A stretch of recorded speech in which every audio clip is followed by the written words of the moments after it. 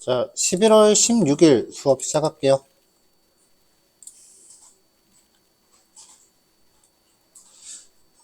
자, 지금 두 번째 데모 페이지를 작업을 하고 있고요. 첫 번째 섹션, 자기소개 부분, 타이틀이랑, 그 다음에 자기소개 글, 그리고 자기의 스킬 이야기하는 것까지 어제 마무리를 했어요. 사실 작업 첫날이 좀 양이 너무 많았기 때문에 어저께는 좀 러프하게 하고 싶었는데, 어제도 사실 그러진 못했죠. 그래서 가급적 이제 오늘은 조금 러프할 수 있기를 좀 바라볼게요. 마지막 날이기도 하니까. 자, 요번에는 이게 포트폴리오 부분인데요. 이런 식으로 이제 페이지가 맨 위에 타이틀하고 좀 비슷하죠. 맨 위에는 근데 높이가 전체를 가득 채우는 거고 텍스트 영역에 좀 회색으로 이렇게 박스가 쳐져 있다라는 걸 제외하고는 배경 이미지를 이렇게 깎아내리는 듯이 들어가면서 텍스트가 들어있다 라는 것 동일하고요. 그 다음에 마이 워크라고 하는 부분으로 텍스트 들어있고 이미지 갤러리가 이렇게 붙어있는 상태예요. 그리고 이제 반응형이 들어갔을 때 이렇게 이미지가 조금 이렇게 달라지기도 하고요. 만약에 여기서 조금 더 디테일하게 간다라고 하면 이거 클릭했을 때 라이트 박스 같은 거 붙이면 되겠죠.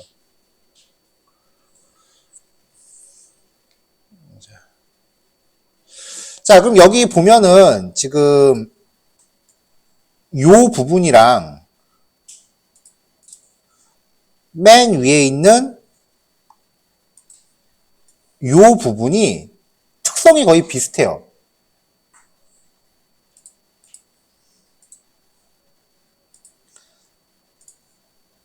자, 그래서 어제 마지막으로 작성돼 있던 SCSS 코드를 보면은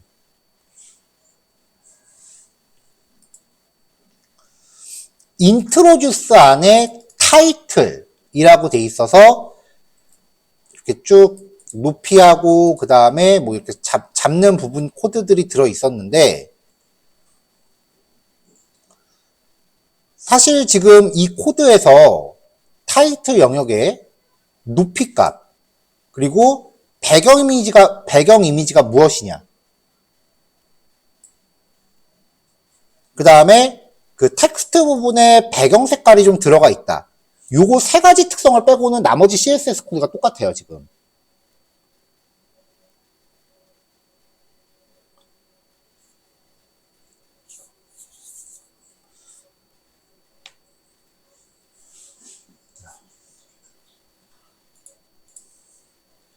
그래서 요 타이틀 부분의 코드를 좀 재사용할 수 있는 형태로 재배치를 하려고 해요. 여러 번 강조했었지만 소스 코드가 똑같은 코드가 두 번 이상 나오면 그게 그렇게 좋은 코드는 아니에요. 코드 짤 때 지금 우리가 코딩이라는 걸 시작한 지가 얼마 안 돼서 뭐 프로그래밍적으로 뭐 알고리즘이 어떻고 뭐 로직이 어떻고 그런 거 따질 만한 경험치가 작아요. 그래서 일단 첫 번째로 목표로 삼으실 거는 똑같은 코드가 어떻게든 두 번 이상 안 나오게. 비슷하게 생긴 코드, 약간의 조건만 다르고 거의 흡사한 코드가 여러 번 전개가 된다라고 하면은 그거를 한 번 만들어 놓고 계속해서 호출하는 식으로 재사용할 수 있게끔 구성을 하세요. 일단 거기부터 시작하시면 돼요. 뭐 처음부터 뭐 복잡하게 알고리즘 짜고 코딩 테스트 하고 처음부터 그런 거 다 준비할 필요 없어요. 단계가 있잖아요.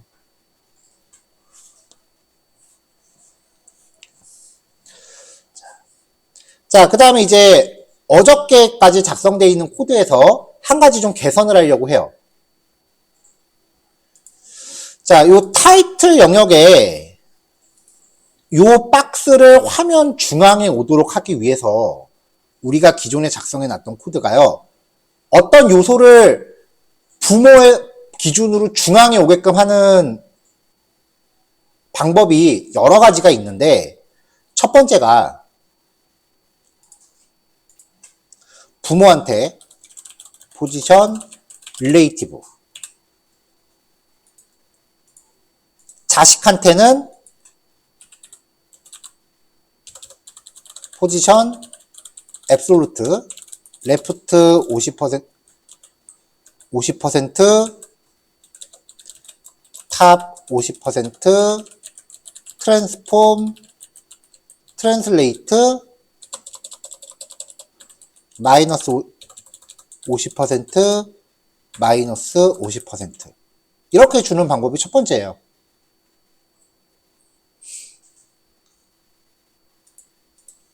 자, 요게 첫 번째 방법이고요. 두 번째 방법은요.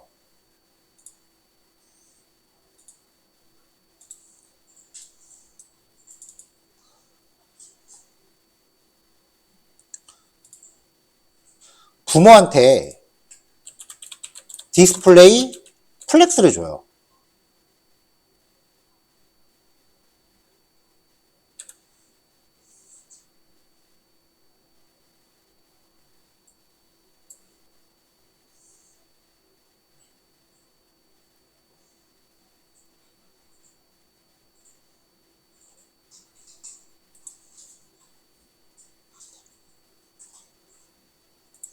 그리고 나서 자식한테는 마진 오토를 줘요.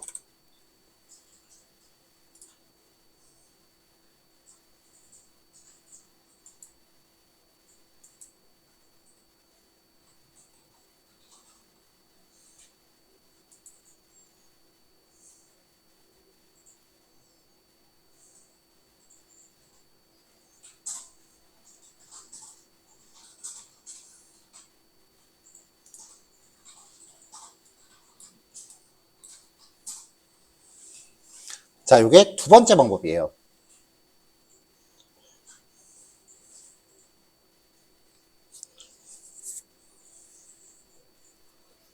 코드가 좀 더 간단하죠.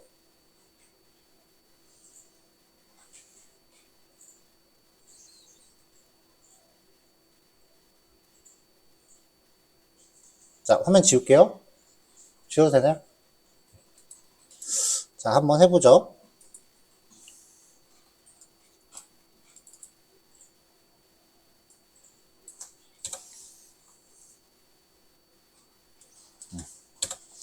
자, 그래서 우리 기존에 만들어 놨었던 그 가운데 정렬 코드를 제가 지금 제거했어요. 타이틀 쪽에 포지션 릴레이티브 줘놓고, 헬로에 그 아까 포지션 앱솔루트, 레프트 50, 탑 50, 그 다음에 트랜슬레이트 마이너스 50, 뭐 이거 코드를 지금 지웠어요.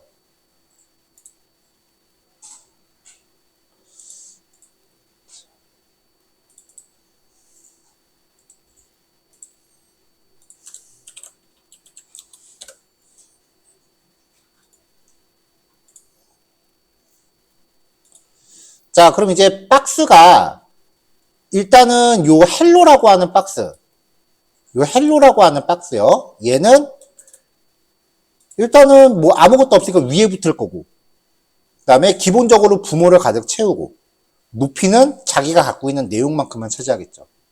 그냥 정상적인 DIV예요. 약간의 패딩과 텍스트 얼라인 센터가 들어가 있을 뿐. 정상적인 div 태그예요, 현재 헬로는. 근데 타이틀한테 디스플레이 플렉스를 주면은 박스가 보통은 세로로 나열야 되는데 플렉스가 먹고 나면 이제 가로로 이렇게 나열되기 시작하죠, 옆으로.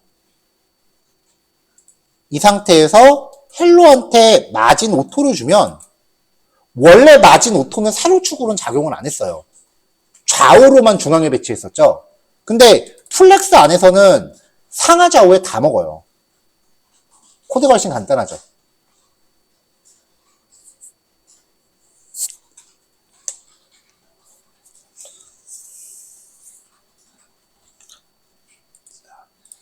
근데 어떤 방법을 쓰건 간에 어차피 눈으로 봤을 때 가운데 오기만 하면 돼요. 뭐가 더 좋다 나쁘다 그런 거에 대한 절대적 기준은 없어요.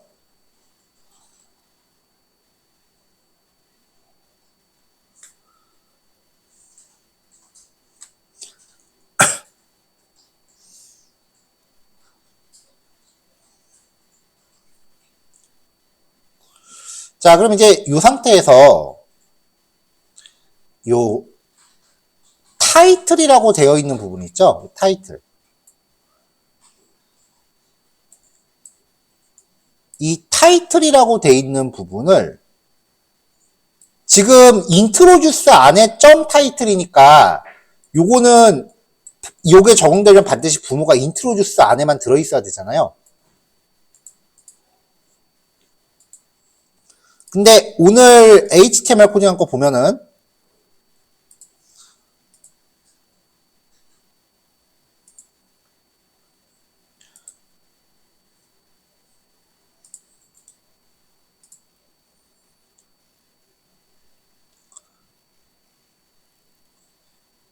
전체적으로 요만큼의 영역을 포트폴리오라는 div로 넣어놨고요. 그 포트폴리오 안에서 요만큼을 또 타이틀이라는 클래스로 줬어요.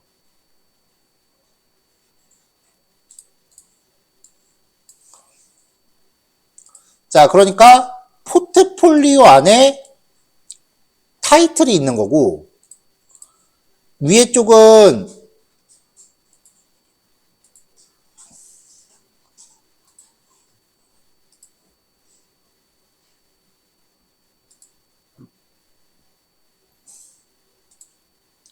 인트로듀스 안에 타이틀이 있는 거고요. 그러니까 여기 타이틀이라고 되어 있는 부분이 여기가 똑같은 구조로 밑에 하나 더 있는 거예요. 그래서 요 클래스로 양쪽 영역을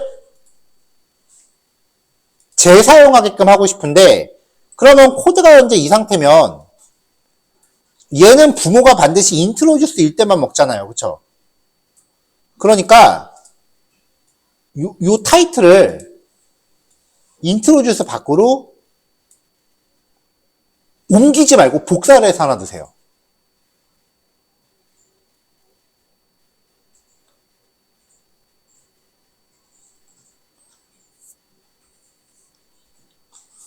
인트로듀스 안에 옮기지 말고 복사를 해서 하나 두세요.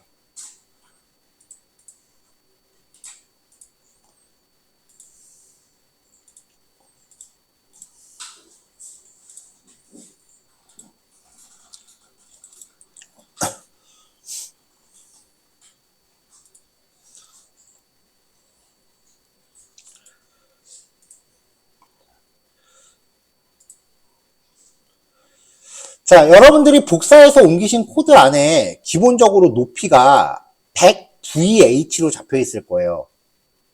그러니까 브라우저에 하나의 높이를 가득 채우라는 게 이제 100이에요.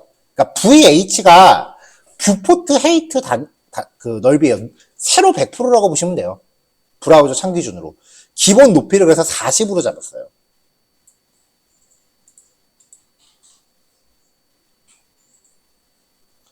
그 다음에 배경 색상 어쩌고 하는 부분에서 배경 어쩌고 저쩌고 하는데 배경 이미지를 뺐습니다. 왜냐면 각각의 섹션별로 배경 이미지는 따로 줘야 되니까. 그리고 헬로 부분에서 배경 색깔 그레이 들어가 있던 걸 뺐습니다.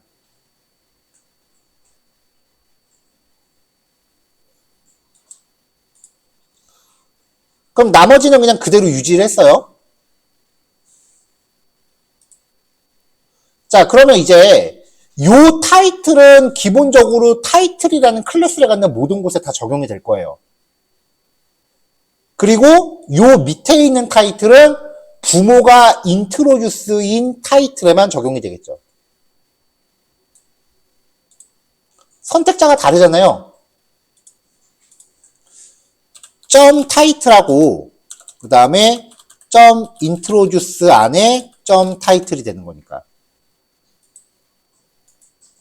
얘는 타이틀이라는 클래스를 갖는 애들한테 범용적으로 적용되는 거고 밑에 있는 얘는 부모가 인트로듀스인 요소에만 적용되는 개별 속성이 되는 거죠. 그래서 이 타이틀에 높이를 100VH로 줍니다. 왜냐면 위에 거보다 아래 게 구체성 단위 점수가 더 높죠. 그러니까 여기도 헤이트가 있고 여기도 헤이트가 있으면 얘가 우선권을 가질 거 아니에요. 배경 이미지 걸어주고 인트로듀스 안에 타이틀 안에 헬로 얘가 더 점수 높으니까 얘는 백그라운드 칼라 그레이. 그러면 이제 인트로듀스 영역의 타이틀에만 적용되는 기본 특성이 먹힌 거고요. 그 다음에 부모가 포트폴리오 안에 있는 타이틀에는 배경 이미지만 깔아줬어요. 그러면 요 특성을 다 갖고 그 다음에 플러스 알파가 되는 거죠. 그러니까 모양이 비슷한데 이렇게 조금씩 차이가 나면은 공통 CSS를 먼저 만들어 놓고 구체성 단위를 활용해서 약간의 그 CSS 선택자를 좀 차별을 둔 다음에 이렇게 배치하시면 돼요.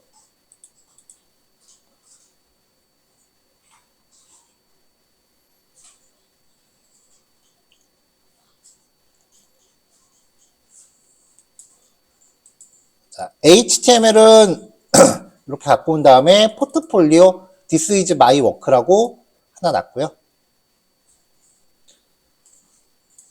자, 그 밑에 갤러리 영역을 위해서 컨텐트라는 영역을 놓고 제목, 설명, 목록 정의 이렇게 구성을 했습니다. 컨텐트 안에 제목, 설명, 목록 정의. 목록 정의 안에는 다짜고짜 링크 들어가라고 했죠. 그리고 그림들 쭈루룩 넣었어요. HTML 태그가 복잡하진 않아요. 자, 보시면 여기 컨텐트 영역도 넓이가 제한되어 있죠. 그래서 컨텐트 영역, 맥스 위드스 1200, 가운데 정렬, 상하 좌우 여백을 60에 20. 여기 위아래로 여백 60, 여기 아래도 60, 좌우로 20. 모바일에서는 여백 조금 줄였고 H1 태그 여기부터 이제 꾸미는 거예요. 가운데 정렬, 글자 크기, 아래 간격. 모바일에서는 글자 크기랑 간격 좀 줄여주고 P 태그도 비슷하게. 자, 이제 갤러리요. 갤러리의 핵심은 이거예요. 디스플레이 플렉스 줘요. 그럼 li 태그들이 가로로 배치되죠. 플렉스 랩으로 줘요. 그럼 넓이가 꽉 차면 다음 줄로 넘어가죠. 그래 놓고 li 태그한테 넓이를 25%로 줘요. 그럼 한 줄에 몇 개씩이야? 4개씩이잖아요. 그리고 모바일에선 50%로 바꿔요. 그럼 모바일로 가면 한 줄에 2개씩 들어가겠죠. 이것만 놓치지 않으시면 돼요. 나머지는 그냥 다 그 여백 잡아주고 이거는 여러분들이 눈으로 보면서 그때그때 잡으시면 돼요.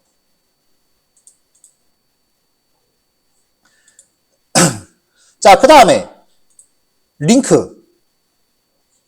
링크는 일단 디스플레이 블록 무조건 잡고 들어가라 그랬어요. 그래야 링크 영역 확장하기가 용이하니까. 그 다음에 그림을 요 이미지 안에서 100% 주고 트랜지션 겁니다. 마우스 올릴 때 스케일을 확대해요. 그러면은 이게 스르륵 하면서 커지는 효과가 들어가죠. 링크가 이만하게 있고 그림자가 현재 기본 사이즈가 100%로 차 있는데 마우스 올렸을 때 스케일을 1.2라고 하면은 이미지가 순간적으로 그림 영역을 삐져나가잖아요. 근데 부모한테 오버플로우 히든이라고 하면은 삐져나가는 부분은 안 보인다 그랬죠. 그러니까 안에서 그림이 확대되는 듯한 느낌이 나오죠. 그렇죠? 이것도 전에 우리 예제로 했던 거 여기 응용한 거예요. 자, 지금 여기 들어가 있는 코드들은 뭐 기존에 우리가 수업했던 내용 기준으로 뭐 새로운 게 없는 내용이에요.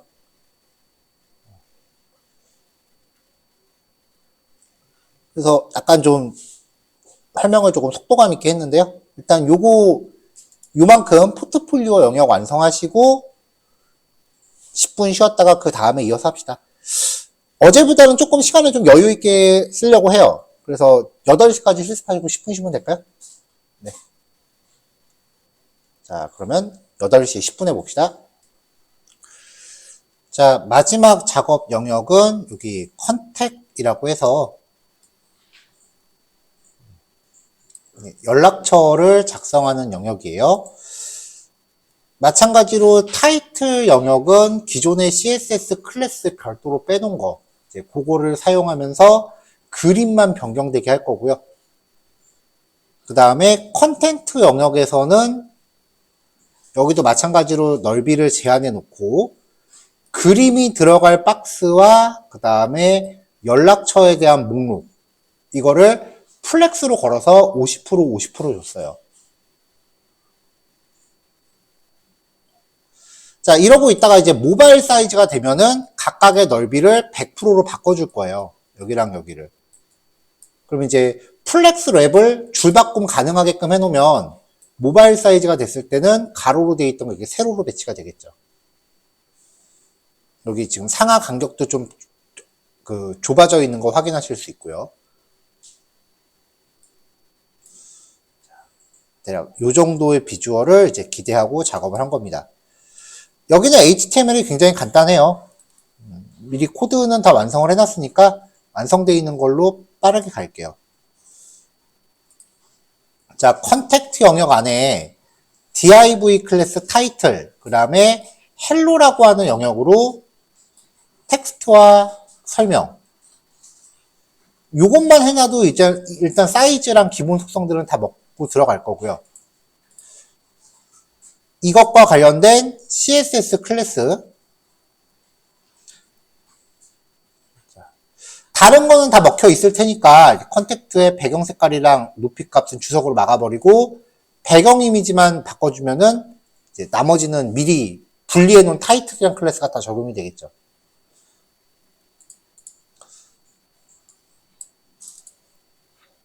CSS 작성하면서 개발자 도구 꾸준히 열어보세요. 개발자 도구를 여기 찍어보면은 여기 적용되어 있는 CSS 클래스가 이렇게 보이거든요. 우리가 타이틀이라고 미리 빼놓은 걸로 공통 특성을 이렇게 다 들어가져 있는 상태고 컨택트 안에 타이틀이라는 걸로 배경 이미지만 따로 줬고요. CSS 공부할 때 가장 좋은 거는 개발자 도구 열어보면서 내가 의도한 대로 반영이 되어 있는지 확인하는 거예요. 자, 그 다음에 이 아래쪽. 자, 컨텐트라고 하는 영역 안에서 컨텐트 자체의 최대 넓이는 1200, 상하 마진 330에 가운데 정렬, 디스플레이 플렉스, 그리고 플렉스 랩은 줄바꿈 가능. 그럼 이제 이 안에 맵과 컨택트라고 div 두 개가 있는데 요 두 개가 각각 가로로 배치되겠죠. 자, 그 다음에 이제 맵 영역은 넓이 50%, 패딩 20. 그 다음에 모바일 사이즈로 되면은 맥스 위드스를 다시 100%로 바꾸고요. 컨택트 영역도 마찬가지로 맥스 위드스 50%, 패딩 20 똑같이 줬는데 모바일 사이즈가 되면 100%로 바꿔주고요.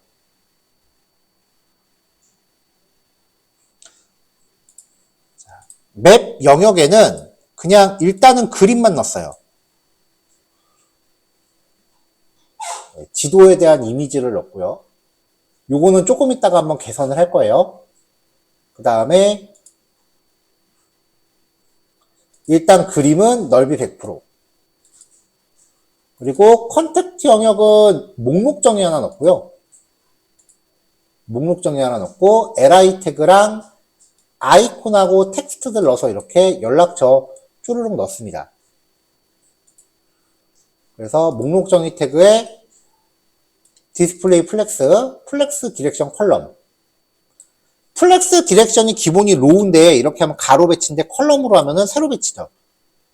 굳이 세로로 돼 있는 애를 플렉스 디렉션까지 바꿔가면서 준 이유는 높이를 100%로 맞추고 저스티파이 컨텐츠를 스페이스 이분리로 주면은 간격 조절이 되잖아요.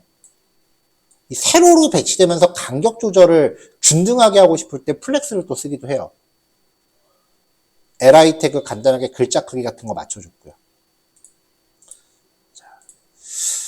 자, 이렇게 작업하면 일단 기본적인 그 CSS 디자인은 완성이 돼요.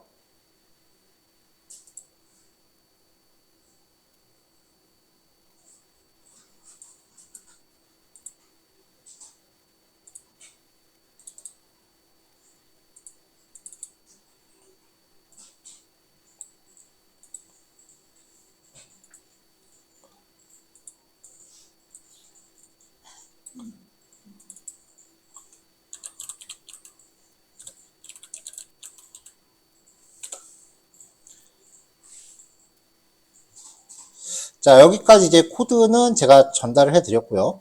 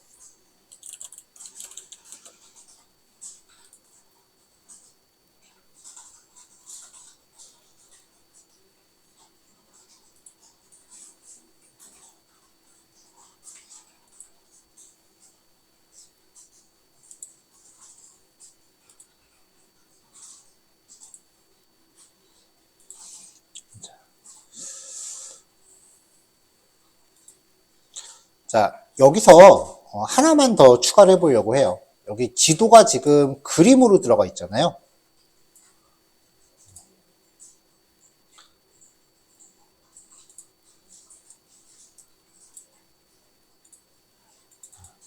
자, 구글 맵으로 들어왔고요. 구글 맵에서 장소 검색을 해보세요.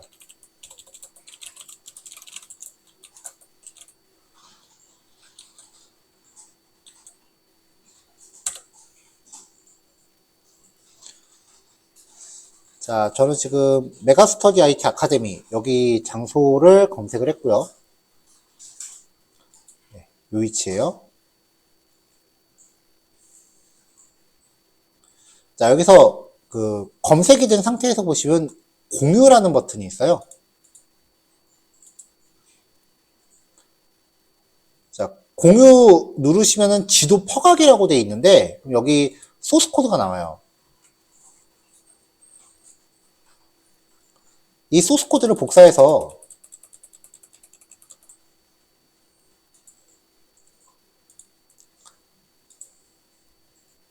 이 위치에서 그림 대신에 퍼가기한 코드를 넣어보세요.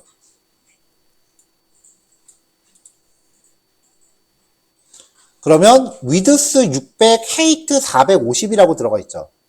요거를 우리한테 맞게끔 고쳐줘야죠. 자, 위드스 100%, 헤이트도 일단 100% 줘볼게요. 100%가 잘 안 될 수도 있는데,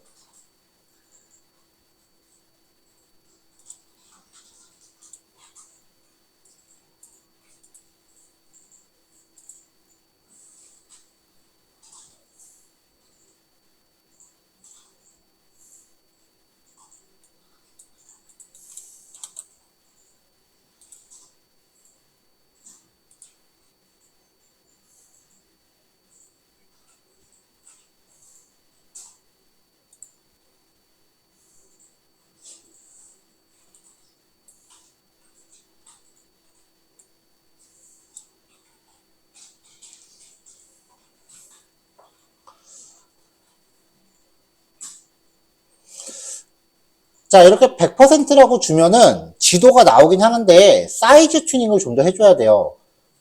분명히 50%를 준 것 같은데, 보면은 넓이가 50에 채 안 되잖아요. 그 이유가 여기서 우리가 넓이를 그냥 위드스가 아니고 맥스 위드스로 줬기 때문에 그래요. 이거를 위드스로 바꾸면 맥스 위드스라고 준 거를 그냥 위드스로 바꿔서 주면 고정 사이즈가 되니까 지도가 이렇게 넓이를 반 정도 차지하게 되고요. 근데 높이 값은 지금 요 지도 코드 보면은 100%라고 줬는데 우리가 이 맵 영역에 높이를 주진 않았거든요. 그러니까 얘가 높이를 얼마 잡을지 갈피를 못 잡아요. 그래서 이 맵 영역에 적당한 헤이트도 주세요. 뭐 40 VH 그러면은 지도가 표시가 되겠죠.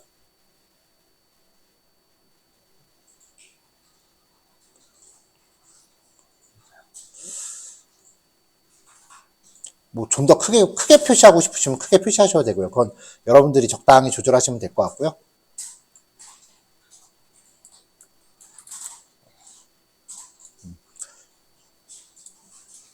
그러면 여기 표시되는 그 연락처도 주소랑 연락처도 바꿔줘야겠죠?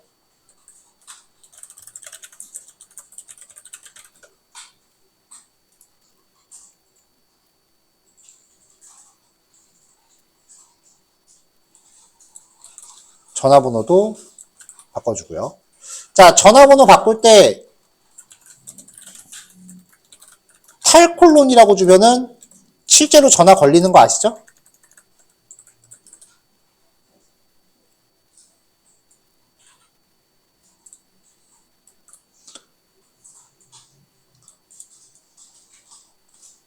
자, 이메일 주소도 요게 여기 그 메가스터디 메일 주소인 것 같아요. 홈페이지에서 퍼왔는데 뭐 메일 주소야 뭐가 됐건 상관없죠.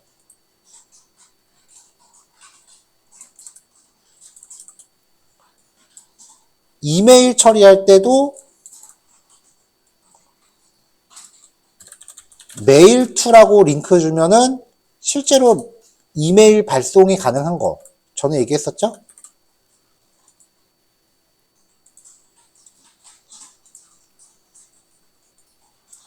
자, 이렇게 하면은 뭐 크게 대단한 건 아닌데 그래도 소소하게 업그레이드가 되죠.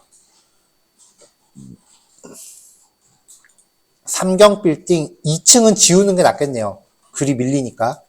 여기가 지금 건물 2층만 쓰는 게 아니라 2층은 사무실 위치고 건물 하나 통째로 쓰고 있으니까 2층은 빼죠. 딱 한 줄로 들어가네요.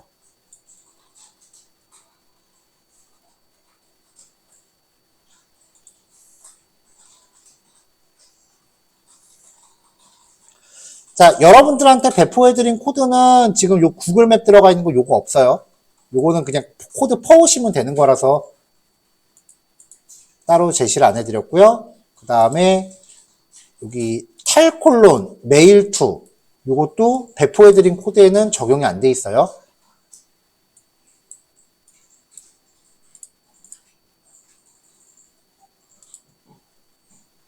네, 요 안에 구글맵 코드 복사해서 넣고 탈 메일 링크 건 거. 그 다음에 여러분들한테 배포해드린 코드에서는 요거 맵에 대한 위드스 여기가 맥스 위드스로 돼 있는데 요거 그냥 위드스로 바꾸셔야 될 거고요. 요거까지만 참고하셔서 배포해드린 코드 완성하시면 이제 우리 두 번째 페이지가 끝납니다.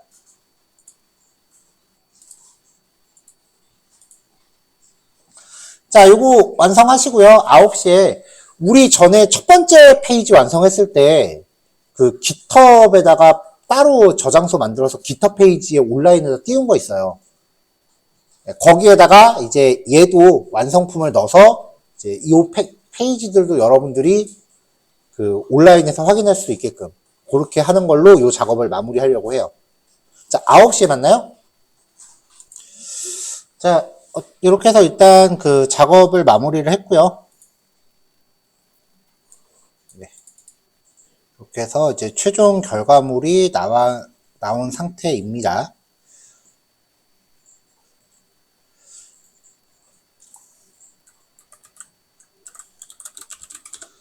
자, 브라우저에 표시되고 있는 주소를 확인을 해보면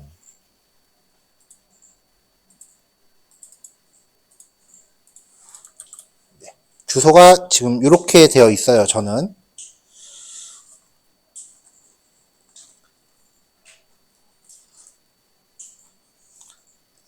네, 저는 각 단계마다 지금 저장을 따로 해놔갖고 중간에 폴더가 하나 더 있는 상태예요.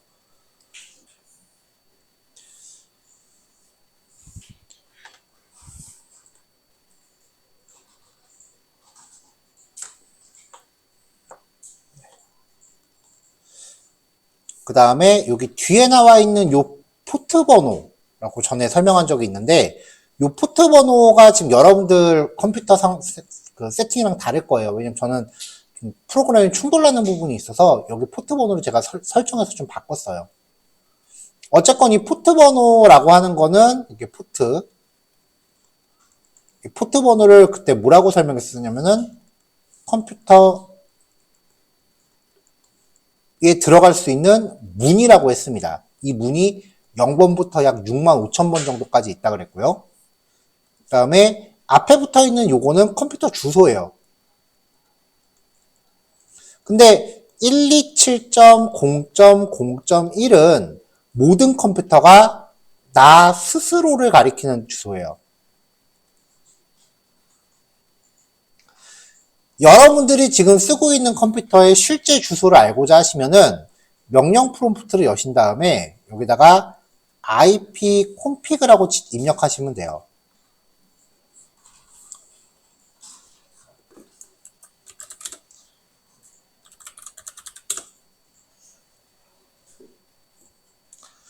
그러면 IPv4 주소라고 하는 값이 나와요. 이게 현재 내 컴퓨터의 실제 주소고요. 127.0.0.1이라는 부분을 요 주소로 대체해도 접근이 가능해요.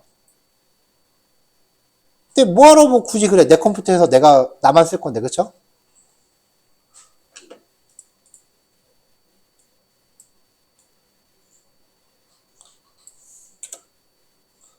자, 앞부분을 이렇게 바꾸고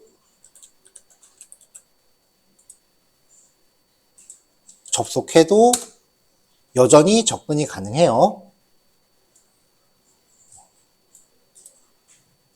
그러니까 지금 요거는 우리 집 주소를 서울시 무슨 구, 무슨 동, 뭐 이렇게 진짜 FM대로 다 입력한 거고 127.0.0.1은 그냥 우리 집이라고 말하고 끝낸 거예요.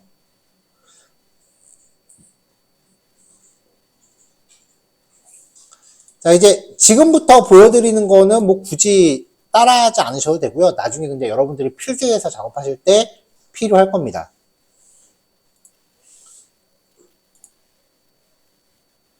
자, 윈도우 설정 메뉴에서요.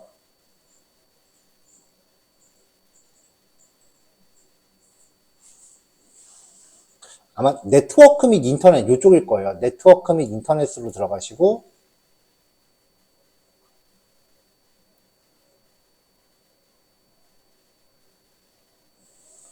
거기서 밑에 쪽에 보시면 윈도우스 방화벽이라고 있어요.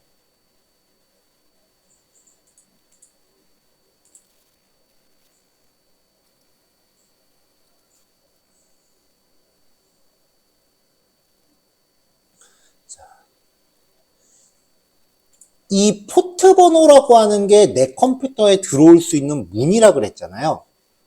이 모든 포트 번호를 외부에서 들어오지 못하게 다 잠궈버리는 소프트웨어를 방화벽이라고 해요. 이 방화벽을 꺼버리면 우리 집에 있는 문이란 문을 다 열어버리는 겁니다. 별로 그렇게 올바른 선택은 아니에요. 그래서 방화벽은 절대 끄지 마시고요. 여기 보시면은 방화벽에 대한 고급 설정이 있어요.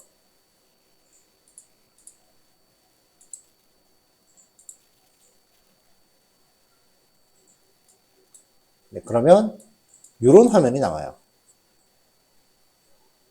여기서 외부에서 안으로 들어오는 거니까 왼쪽 메뉴에서 인바운드 규칙이라는 거를 선택을 하고요.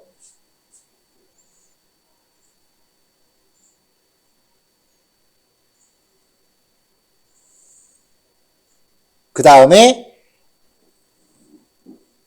라이브 서버 가동할 때 이제 열리는 이 포트 번호 있죠. 저는 8081인데 아마 여러분들은 포트 번호가 다를 거예요. 이 포트 번호를 여기 추가를 할 겁니다. 새 규칙 오른쪽에서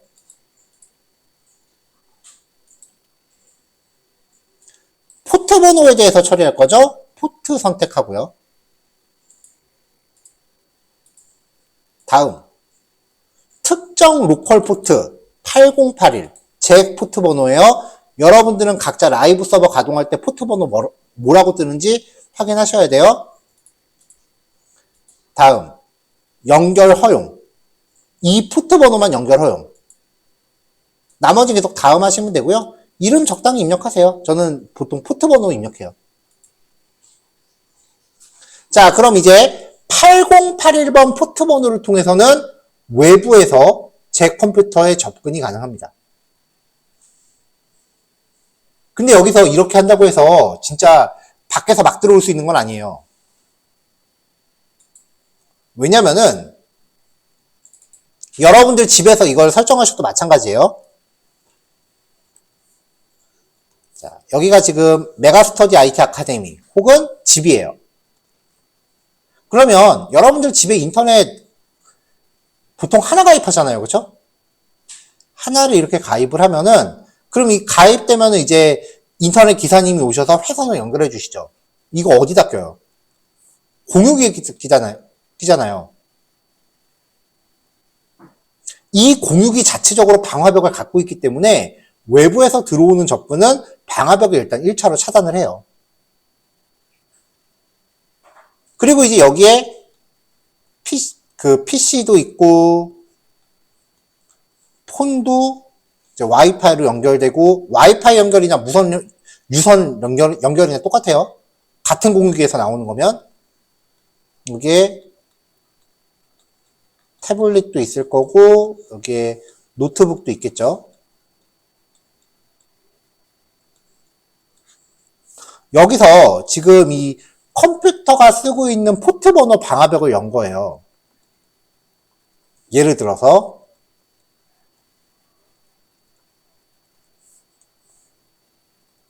오프라고 하니까 이상하다. 오픈.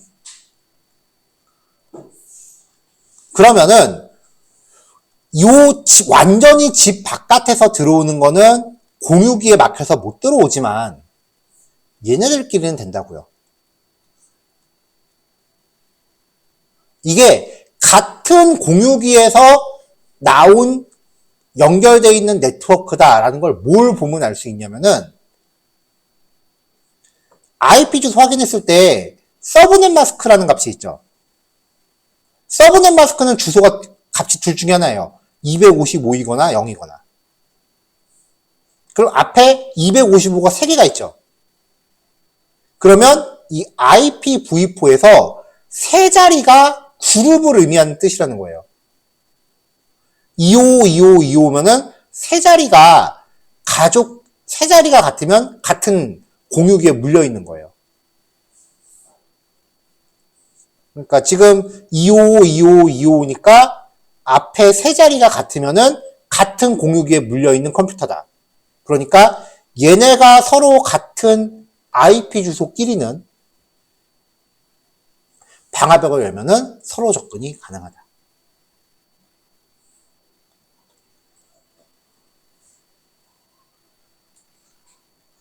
그러니까 지금 아마 데스크탑 쓰시는 분들은 주소가 다 이거랑 앞에 세 자리가 저랑 똑같을 거예요. 그분들은 본인 컴퓨터에 이 주소 입력하시면은 이제 보여요. 제가 그걸 확인하기 위해서 샘플로 여기 주소를 안녕하세요 땡땡땡입니다를 제 이름으로 바꿔볼게요. 그리고 주소를 직접 다 입력하면은 엄청 귀찮으니까 주소를 단톡방에 올려볼게요. 물론 컴퓨터에서 지금 라이브 서버는 가동되고 있어야 됩니다. 해서 접속을 해보세요. 그럼 이게 들어와져요. 되나요?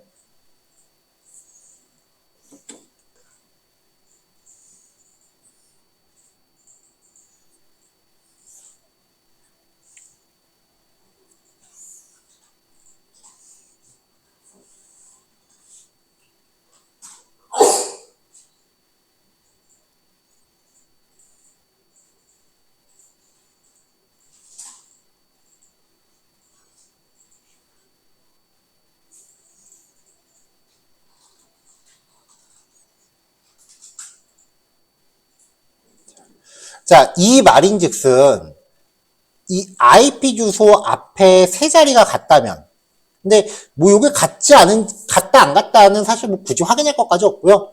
만약에 여러분들 집에서 하시면 집에 공이 하나밖에 없을 거 아니에요. 그러면 이제 그 핸드폰이랑 컴퓨터랑 결국 같은 공유기에 물려 있죠. 그러면 집에서 컴퓨터로 이제 라이브 서버 가동하면 핸드폰으로 와이파이만 연결돼 있으면 접속해서 확인할 수 있어요.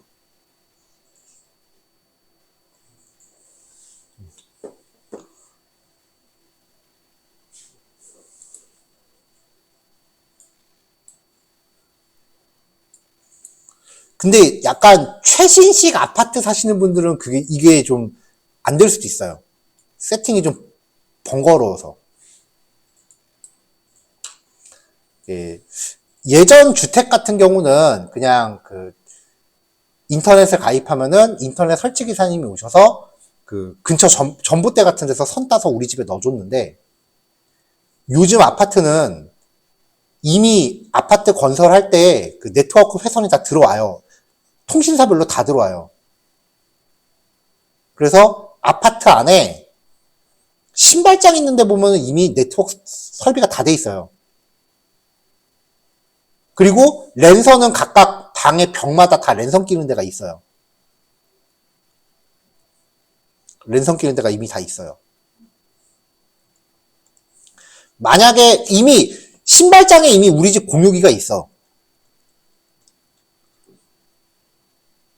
그 신발장 있는데 보면 왜 전기 그 두꺼비 집 같은 거 있잖아요. 전기 내리는 거. 두꺼비 집이라고 할까 좀 이상하긴 한데, 그거 설비 밑에 이미 네트워크 공유기가 다 있어요. 아파트, 요즘 아파트들. 여기서 이미 각각의 집 벽으로 공유기가 다 나눠져 있는 상태야. 여기다가 와이파이 연결하겠다고 공유기 또 끼면 공유기 안에서 공유기를 또 끼는 거기 때문에 여기에 연결되어 있는 PC랑 이 공유기 연결되어 있는 폰은 서로 연결이 안 돼요. 공유기에 공유기를 또 물려놓은 거라서 얘네들끼리밖에 연결이 안 돼요.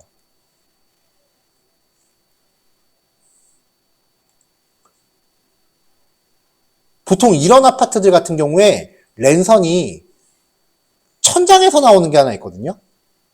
여기다 공유기 껴야 돼요. 그래야 여기 낀 거랑 얘네들이랑 연결돼요.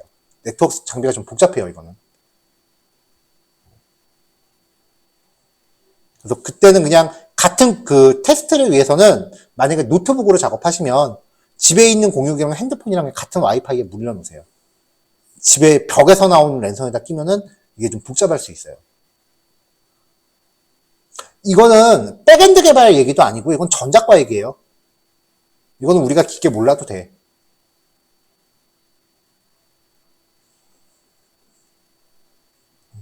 저도 재작년에 이사해갖고 집에 그 랜 연결한다고 막 집에 이것저것 다 뜯어보다 안 거예요. 천장에서 나오더라고요. 근데 아파트 브랜드마다 다를 수 있어요, 또. 이건 더 이상 내가 어떻게 못해줘. 내가 그 집들을 살아본 게 아니기 때문에. 어쨌건, 같은 공유기 연결하면은 내가 이거 핸드폰으로 볼 수 있다는 거.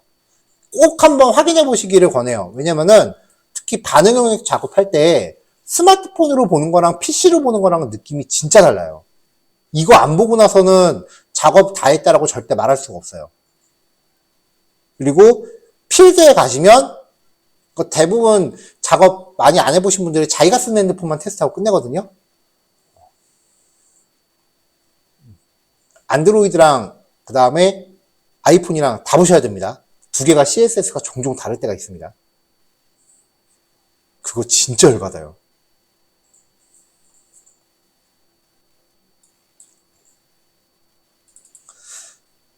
자, 전에 우리 그 깃허브에다가 저장소를 하나 만들었는데 그 저장소 이름이 우리가 전부 다 통일이 돼 있었어요. 어떤 식이었냐면은 자신의 id.github.io라는 형식으로 저장소가 만들어져 있을 거예요.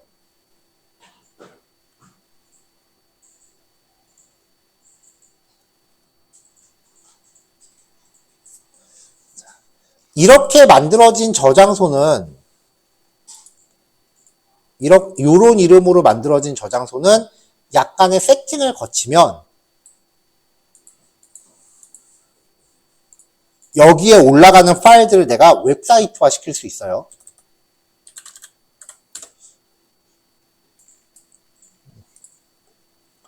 저는 저장소가 좀 전에 말씀드린 그 형태가 아니에요.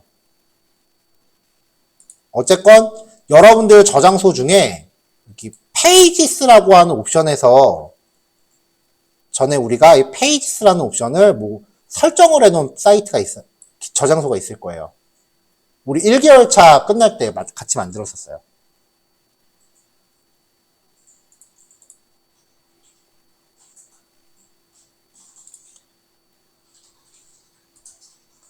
자, 그 저장소를 컴퓨터에 클론해 놓은 게 있으시면은 그냥 그거 클론한 거 쓰시면 되고요. 클론한 게 없으시면은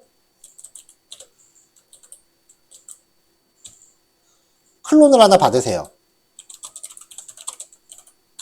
저장소 이름은 여러분들 각자가 다를 거예요.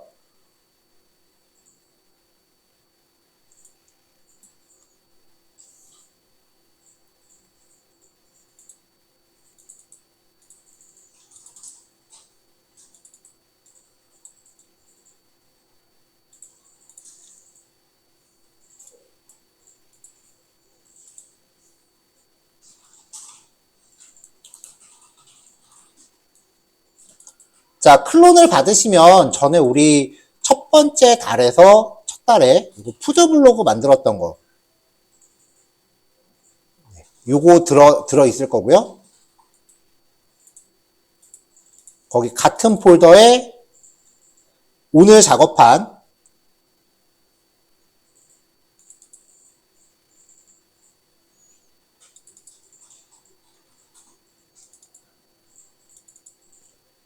오늘 작업한 페이지에 최종 결과물을 넣으시면 되겠죠.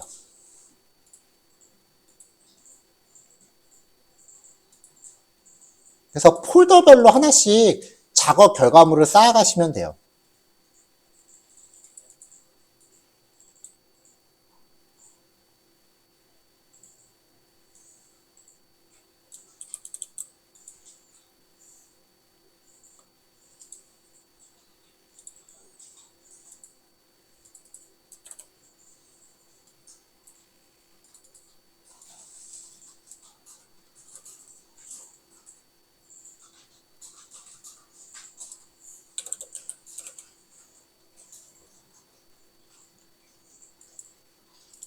자, 이렇게 해서 이제 클론 받은 거에다가 내가 작업한 거를 넣어놨다라고 하시면 이제 이 저장소를 다시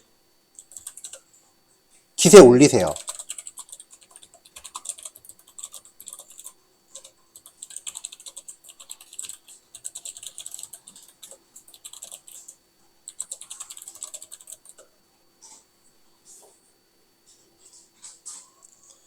이렇게 올리고 나면 바로 보이는 게 아니고요. 요 저장소에 액션스라고 되어 있는 여기가 뭐가 뱅글뱅글 돌아갈 거예요. 조금 있다가. 그게 다 끝나고 이렇게 초록색 동글뱅이 상태로 바뀌어야 돼요. 네, 이렇게 뭐가 진행이 되기 시작을 할 거예요. 요게 다 끝나야 돼요. 요게 끝나면은 이제 내 깃허브 페이지를 통해서 내가 작업한 결과물을 확인할 수 있게 돼요.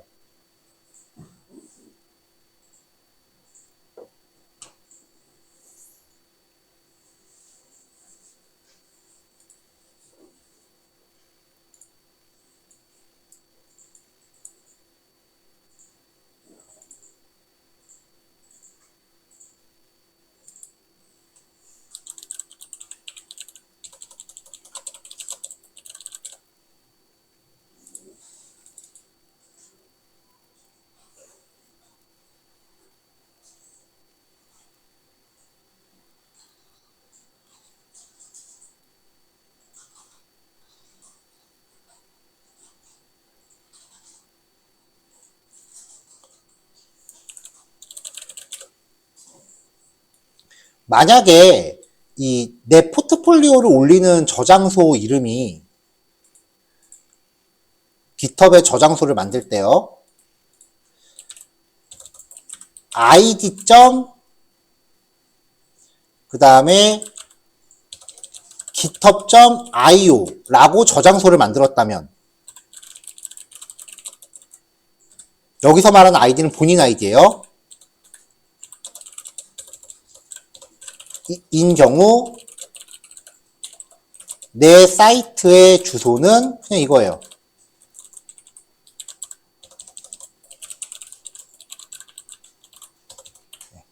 이렇게 입력하면은 요게 내 GitHub 요 저장소를 뜻하기 때문에 이 안에 내가 폴더명, 파일명 그냥 접근하시면 돼요.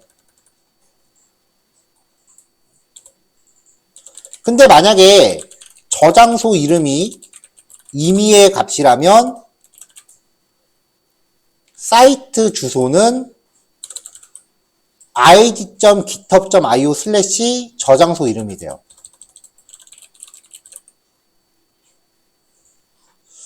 근데 제가 2달 전이라서 기억이 살짝 가물가물하긴 한데 아마 그때 이렇게 만드셨을 거예요. 이렇게 되게끔.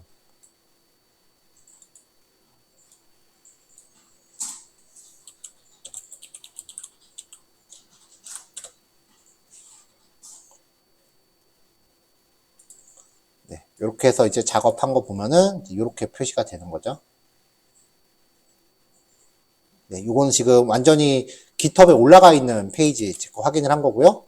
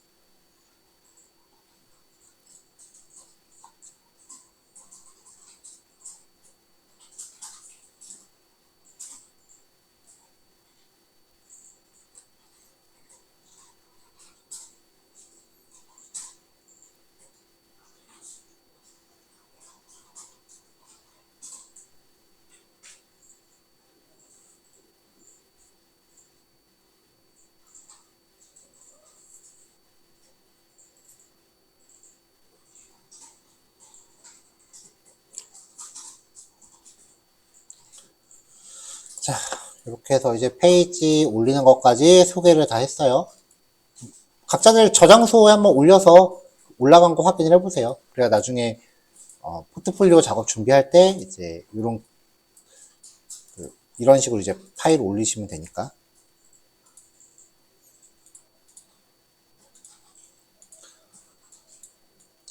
네, 이렇게 해서 한 달 동안 이제 자바스크립트랑 HTML 병행하는 방법, 그리고 그다음에 자바스크립트 마무리하고 SCSS까지 정리하겠다라고 했던 것까지 얘기를 했고요.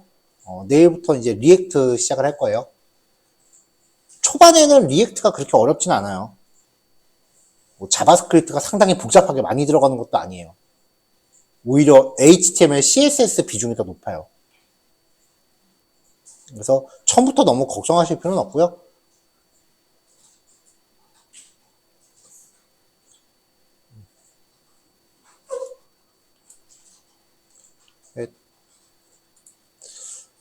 내일은 금요일이니까 너무 딥하게 들어가지 말고 그냥 가볍게 훑어본다는 마음으로 그냥 기본 페이지 구조 정도만 확인을 해봅시다.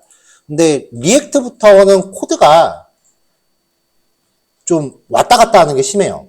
지금은 그냥 우리가 HTML 쭉 작성하고 CSS 쭉 작성하고 이러면 되잖아요. 근데 리액트부터는 코드가 좀 여기저기 좀 분포되는 경향이 좀 있어서 파일이 좀 왔다 갔다 하면서 작성해야 될 게 많아서 페이퍼 같은 걸로 정형화시키기가 되게 어렵더라고요. 그래서 리액트 수업부터는 웬만하면은 제가 최대한 설명 시간하고 실습 시간 분리하려고 노력을 할 거예요. 초반에는 그게 가능할 거예요. 근데 중반 정도 넘어가면 그게 거의 힘들어져요. 코드가 내가 뭔가 기능 하나 만들고 싶어도 파일은 너댓 개의 소스를 나눠서 짜야 되거든요. 그런 게 발생하면 좀 왔다 갔다 해야 코드의 순서를, 작성 순서를 익혀야 되기 때문에 단순히 그냥 정형화된 페이퍼만 전달하는 것만으로 내용 전달이 좀 안 돼요. 그래서 리액트부터는 조금 부지런히 타이핑을 하시면서 들어야 될 시기가 좀 오기도 할 거예요. 자, 30분. 네, 녹화 여기서 이제 마무리 할게요.